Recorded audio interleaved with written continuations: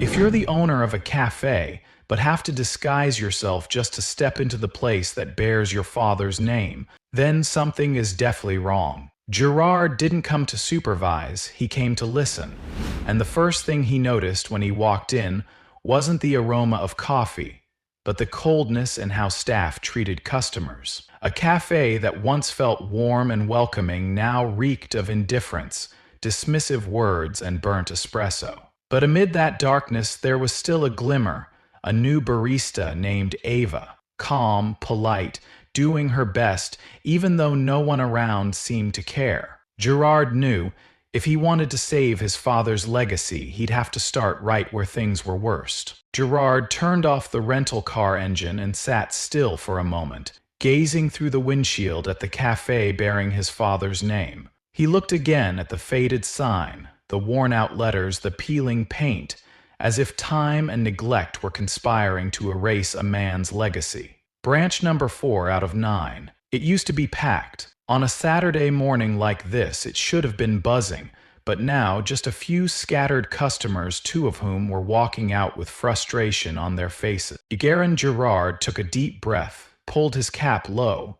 tightened his hoodie. His beard was grown just enough to hide the familiar face known to upper management. He hadn't been physically present at this branch in over a year, not since his father passed away and left the entire cafe chain in his hands. Since then, Gerard had been buried in contracts, spreadsheets, legal teams, and partner meetings. He no longer knew the shift manager's name, let alone the frontline staff. Lately, reviews for Branch 4 had plummeted. Rude staff, long waits, cold drinks. Gerard had asked the regional manager Miles, who casually brushed it off, just a transition phase, it'll even out. But something in him, maybe the son in him, couldn't ignore the feeling. That's why Gerard was walking in now, not as the owner, but as a regular customer, and the problems showed immediately. The bitter smell of over-roasted espresso, loud EDM music blaring at 9 a.m.,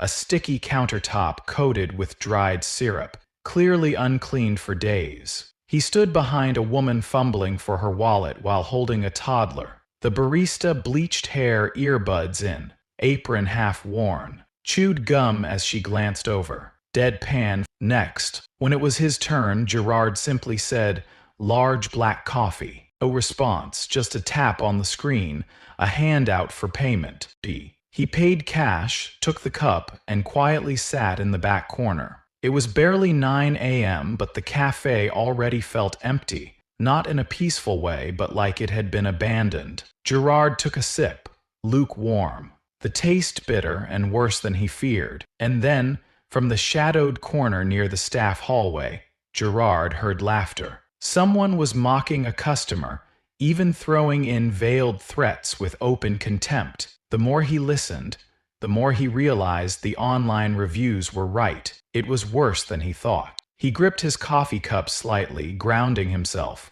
This was just the beginning. Gerard knew, to fix a tree with rotten roots, you had to get your hands in the dirt. And it always started with the dirtiest corner. Stay tuned for the next chapter. Gerard uncovers critical issues in how the cafe is run and decides it's time to step in. Subscribe now so you don't miss the moment Gerard starts turning around a fractured team from the inside. Gerard sat quietly at the back table, his coffee cold in hand, mind in turmoil. This cafe once stood as his father's pride, a place people came not just for coffee, but to feel kindness, warmth. Now, from the burnt espresso to the sticky tables, everything felt off. He glanced around the empty space. A few scattered guests, some leaving with a shake of the head and visible frustration. And the staff, indifferent, disconnected, soulless. Gerard kept observing. Just another unassuming customer. No one recognized him. The scruffy beard, old cap, and worn hoodie were doing their job. He didn't want greetings. He wanted truth. And then, he heard it. From the narrow hallway near the staff area, a woman's voice rang out, loud, unfiltered. "If one more person asks for almond milk, I swear I'll spit in their drink." A guy's laugh followed, Dude complained his coffee was weak. I told him, "You picked drip, what did you expect?" Idiot. Gerard froze. That was the barista who'd served him earlier. The woman's voice returned, heavy with disdain. "I'm so done with this place, it sucks, but they're understaffed so they won't dare fire us. We run this joint." "And that new girl," the guy added, "told Miles already, she's slow. If she doesn't pick up, we'll cut her hours." Gerard felt sick. Ava, the new girl, had been the only one today with even a shred of kindness, the only one who treated customers with basic decency. He lifted the coffee cup but couldn't bring himself to drink. He stood up. Just then, the two baristas stepped out. The guy, tall, trendy haircut, a sly smile playing on his lips. The girl, platinum hair in a tight bun, eyes that seemed to look through customers, not at them. When they saw Gerard standing silently by the counter, the guy's eyes flickered for a split second. "Hi there," he said, trying to sound casual. "Can I help you with something?" Gerard didn't respond. He turned and walked out of the cafe without a word. Back in his car, Gerard sat motionless. He wasn't sure what made him angrier, what he had just heard or himself, for letting things slip so far. Since his father passed, he had buried himself in HQ work, contracts, finances, brand expansions. He thought he was doing the right thing, but he had forgotten one thing his father always said. Great cup of coffee isn't about the recipe, it's about the person who pours it. And now, the ones doing the pouring were ruining everything. He pulled out his phone and dialed a familiar number. "Please, I need the staff list for branch 4, he said firmly. "Shift schedule 2, and find out when the new girl, Ava, is working next, as soon as possible." There was a pause on the other end. "Is something wrong?" Lee asked. "Yet," Gerard replied, eyes fixed on the cafe. "But it will be." Back at the hotel, Gerard barely slept. His mind kept replaying the barista's smug laughter, Ava fumbling with change, the tired faces of customers walking out. He saw his father again, sitting in the old cafe, smiling at every regular, never not pouring coffee with both hands and heart. "A coffee shop without soul," his father once said, "is just an empty shell." Gerard knew one thing now, without a doubt. He couldn't stay silent anymore. Tomorrow he would return, but this time not just as an observer. He would step in for real. This isn't just a story about a coffee shop. It's a reminder to anyone who's ever believed that human value can be replaced by systems. Gerard had realized his mistake and was ready to make it right. If you've ever been a manager, an employee, or simply someone who walked into a cafe and felt invisible, you'll understand the power of change that comes from the inside. Follow Gerard's journey. Because real change, even slow, always begins with someone brave enough to face the truth. It was still dark when Gerard killed the engine, sitting still in the shadowed employee lot behind Café No. 4. Cold air slipped in through the cracked window, but he didn't rush. In his hand was the shift schedule Lee had sent the night before. The girl he wanted to see again was opening this morning, along with the two he had overheard days earlier. Logan and Mira. 617 A. An old white Toyota pulled up near the dumpster. A young woman stepped out, pulling her knit hat down over her ears and slinging a canvas bag over one shoulder. Gerard recognized her instantly. Steady steps, alert eyes with a hint of caution. "Ava." She paused at the back door of the cafe, took a deep breath and turned the key. He stepped out, keeping a few paces behind. As the door began to close, he caught it quietly. She startled, turning quickly. Sorry, I thought I locked that." Gerard smiled, pulling off his hat casually. His tone was even. "It's all right, I was told to come in today for training." "Cal," he extended a hand. Ava hesitated, then shook it. "Ava, first shift for you today." He nodded, following her down the narrow hallway to the staff room, small, worn, 2 metal lockers, a rickety fridge, an open box of donuts. Ava shrugged off her coat and slipped on an apron. Gerard did the same. "You'll probably start at the dish pit," Ava said as she tied the apron string. Newbies usually get shoved there." "Fair enough," he replied. Do you like working here? She shrugged. It's fine. I'm in school, so as long as I get my hours, I'm good. The answer was short but sincere. Gerard noted that. Footsteps echoed down the hallway. Logan walked in, hands in his hoodie pockets, earbuds hanging loose around his neck. Early, he muttered at Ava, then turned to Gerard. Who's this? New guy, Ava answered for him.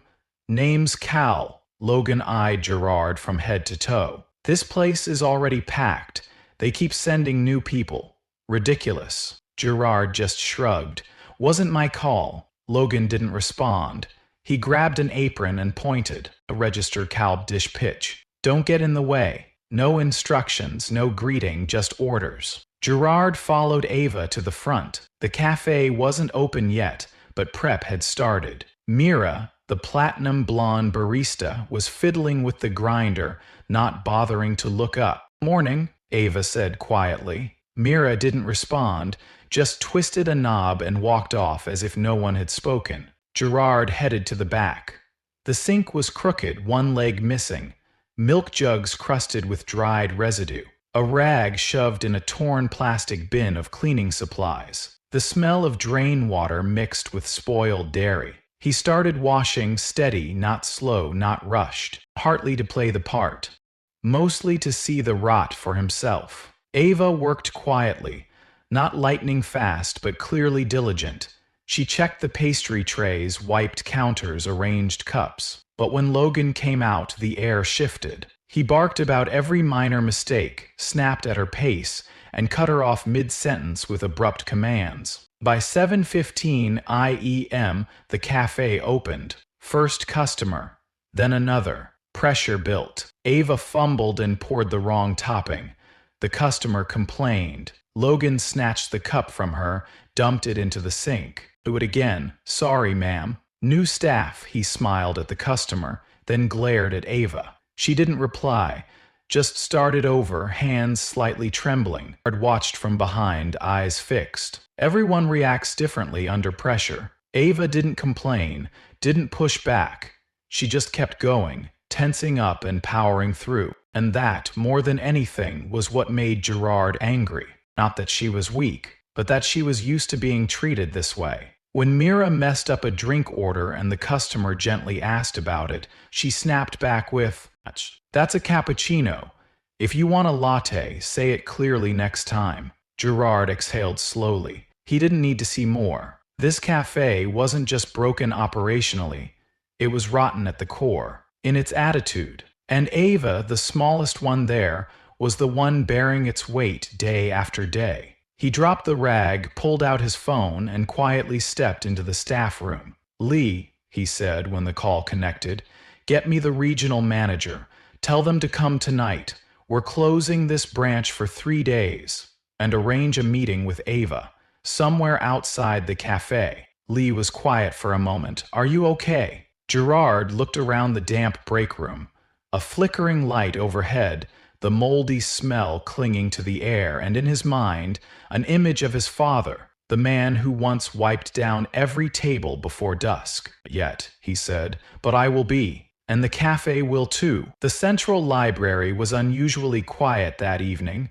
Soft page turns, warm yellow lights cast over long rows of wooden tables. In a tucked-away corner by the window, Gerard sat waiting, 2 paper cups of tea in front of him, and a slim manila folder by his side. Ava walked in, wearing a worn backpack and a loose coat, looking a little tired. She scanned the room, spotted him, and approached. "Hi," she said, cautious. Gerard stood and smiled gently. "Thanks for coming. Please have a seat." Ava sat across from him, leaving a respectful distance. She glanced at the tea, then at him, wary. "What's this about?" Gerard pushed the cup toward her. "Chamomile. I wasn't sure what you liked, so I guessed." Ava nodded slightly. "Thanks, but who are you really?" Gerard took a deep breath and spoke plainly. "My name's not Cal. I'm Gerard. I own the cafe chain, including the store you work at." Ava's eyes widened. "You're the owner," he nodded. "I went undercover as a new hire because I couldn't trust the reports anymore. And this morning, I saw more than enough." Ava fell silent. Her face showed clear confusion, but instead of anger or fear, she simply tightened her grip around the teacup and exhaled softly. That if I just tried a little harder, things would get better, she said quietly. But every day I go to work, I have to tell myself, just get through today. No one trained me. No one cared. Sometimes I felt like they forgot I was human too. Gerard didn't interrupt. He listened not as a boss, but as someone who had been absent for far too long. Ava continued, her voice small but steady. From the first week, Logan called me slow, said someone like me wouldn't last. Mira just ignored me. They took all the easy tasks, told me to learn the rest on my own. But whenever something went wrong, it was my fault. Then why did you stay? Gerard asked. Ava pressed her lips together and looked out the window for a moment. Because I needed the money, and because I didn't want to quit just because someone bullied me. I'm used to not having a choice, but at least I still have the right to try. Gerard nodded.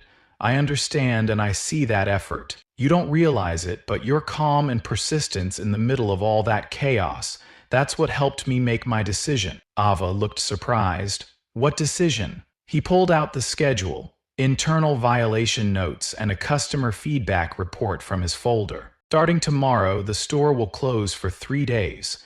During that time, I'll bring in the operations team to reset everything, clean, inspect, and most importantly, retrain from the ground up. Ava's eyes widened. Close the store. Gerard nodded. You can't patch a sinking ship with tape. You have to fix the root. I'll inform the whole team. Anyone willing to undergo retraining will stay. Anyone who refuses can leave. No pressure. Ava stared at him. What about me? Gerard smiled gently. You don't have to prove anything. You'll be promoted to shift lead. Not for the title, but so you can help change things from the inside. I want to hear from you.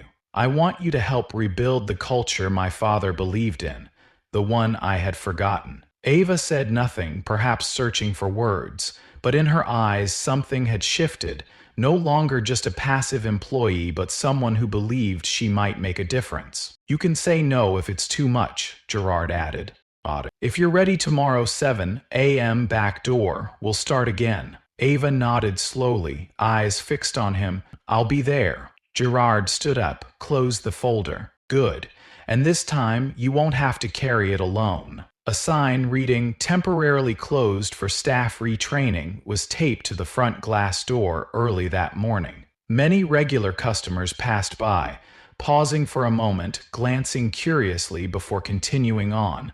Puzzled, maybe a little disappointed. Inside the cafe, the atmosphere was completely different. Old shelves were being taken down, espresso machines scrubbed thoroughly, drain pipes replaced, and the sink. Gerard stood silently at the counter, arms crossed.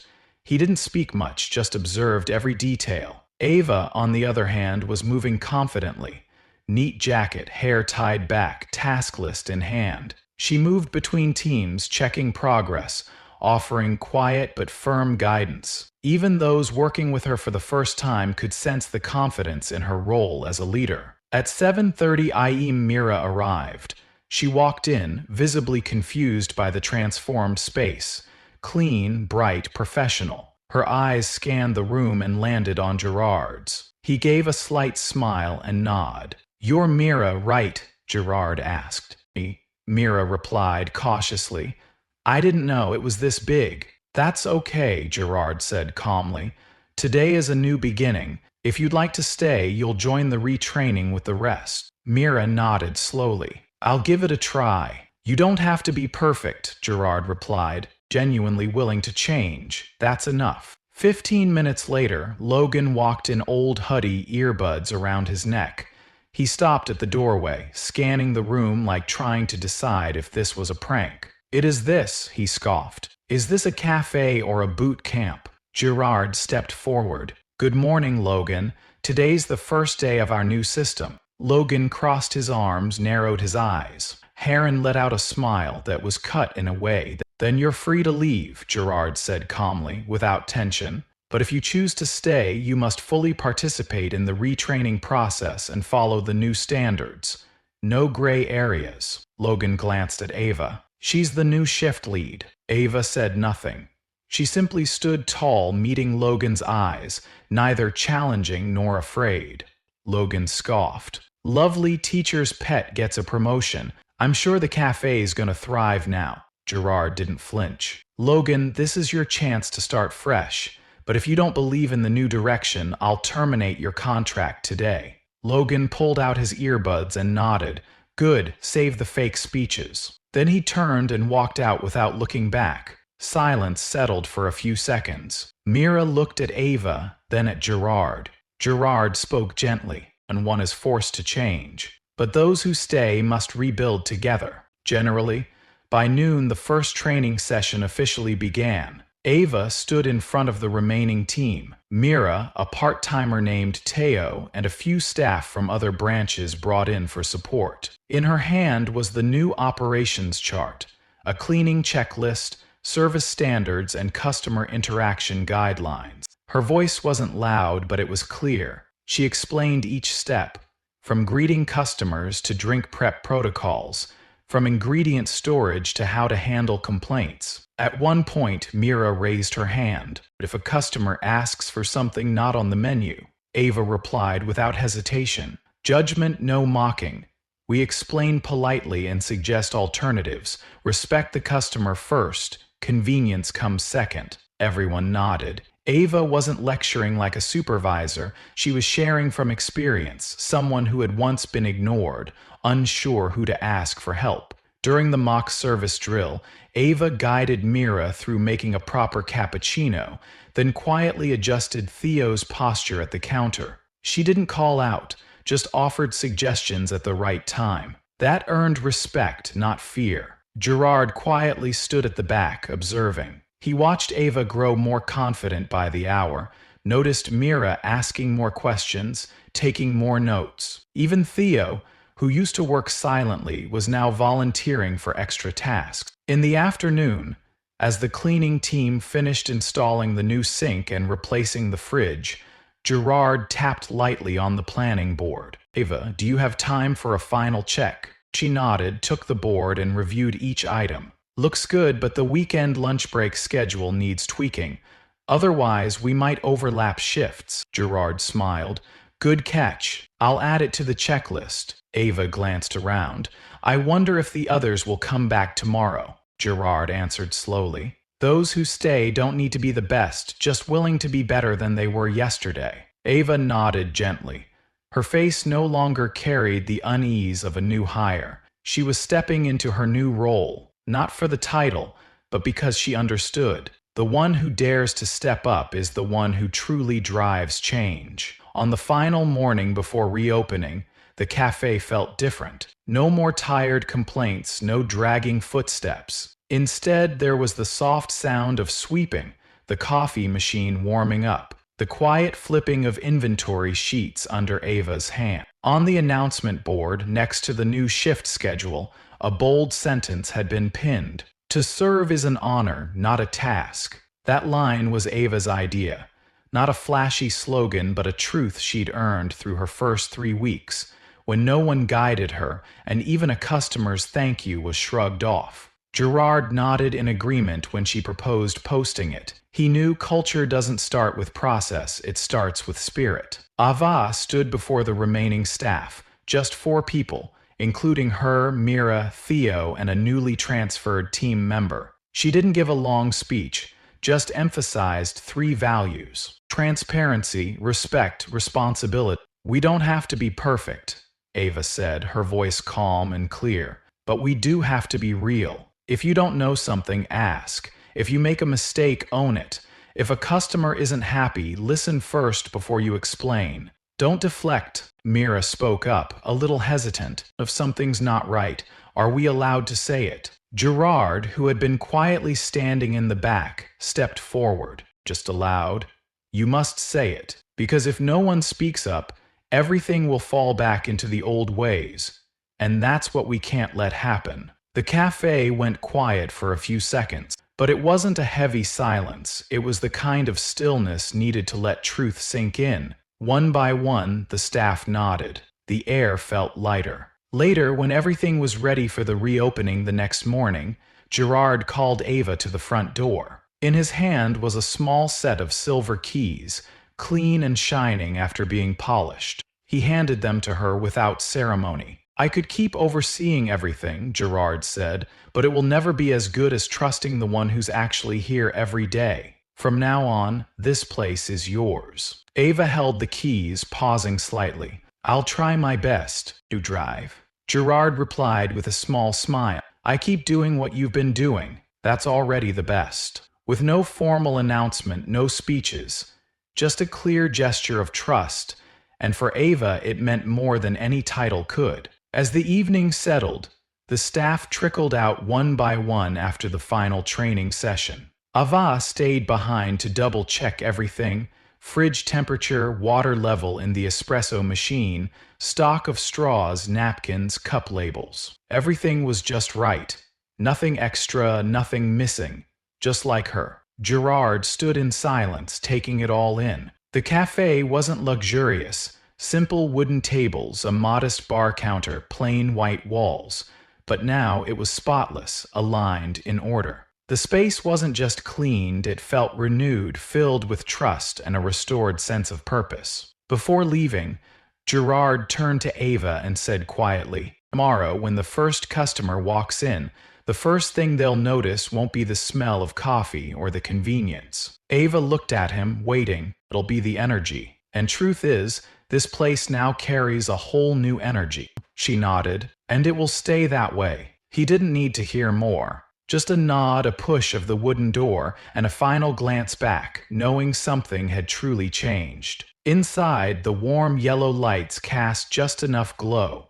Cups were neatly stacked, machines free of dust. Ava stood behind the counter, arms folded, eyes focused, not out of worry but readiness. She was prepared. Gerard knew this feeling well. There were days he measured everything by sales charts and monthly reports. But tomorrow morning, what would truly matter would be the look in a customer's eyes when they walked in and were greeted with genuine kindness. The door closed softly behind him. The cafe was silent, clean, calm, ready for a new day. And this time it wasn't just selling coffee. It was selling trust. 3 weeks later, the cafe reopened. No rebranding, no loud promotions. Just a new energy from people who truly wanted to do better than the day before. Ava, once timid, now stood confidently behind the bar, no longer fearful, no longer bracing herself, but leading quietly, steadily. Gerard watched from a distance, not needing anyone to know he was the owner. 'Cause now, the cafe didn't need someone to command. It needed someone to listen, to guide, and to preserve a spirit of kindness. In every cup, in every smile. You see, real change doesn't need a big bang. Just one person who stands up, then another, and soon a whole team. And if you've ever felt too small to make a difference, remember this: one drop of coffee is enough to warm a cold day, and one kind person is enough to warm an entire cafe.